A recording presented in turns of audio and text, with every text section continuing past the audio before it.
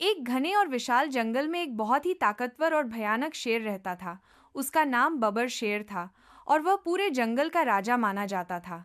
जंगल के सारे जानवर उससे डरते थे और उसकी एक दहाड़ से ही सब कांप उठते थे। बबर शेर रोज किसी न किसी जानवर का शिकार करता और जंगल में अपनी बादशाहत दिखाता। मगर उसी जंगल में एक चालाक गीदड़ भी रहता था जिसका नाम चुंकी था। चुंकी छोटा जरूर था, लेकिन बहुत होशियार और बातों का खिलाड़ी था। बच्चों, आज की कहानी में है मज़ा भी, मस्ती भी और एक प्यारा सा सबक भी। तो तैयार हो जाओ एक नई रोमांचक यात्रा के लिए। शेर की बीमारी। एक दिन बबर शेर को तेज बुखार हो गया। उसका शरीर भारी हो गया और वह शिकार पर नहीं जा सका।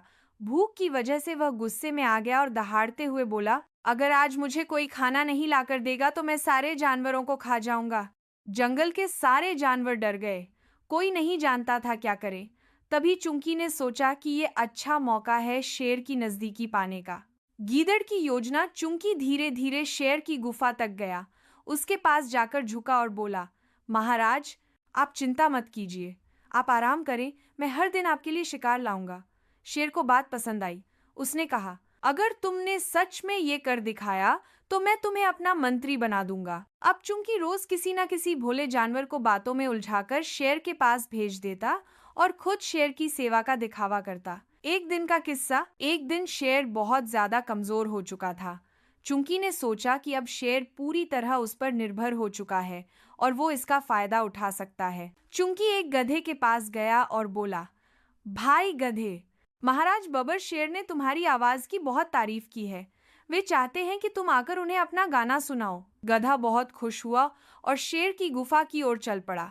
जैसे ही वह पास पहुंचा, शेर ने झपट्टा मारा, लेकिन कमजोरी की वजह से गधा बच निकला और भाग गया। शेर ने गुस्से में चुंकी को बुलाया और कहा, तुमने मुझे कमजोर शिकार भेजा और वो भी भाग गया। चुंकी ने कहा, महाराज, आपको तो बस गधे की मधुर आवाज ने मदहोश कर दिया था। मैं अभी उसे वापस ले आता हूँ। चुंकी फिर गधे के पास गया और बोला, गधा भाई, महाराज तो इतने खुश हो गए थे कि तुम्हें गले लगाना चाहते थे, मगर तुम डरकर भाग गए।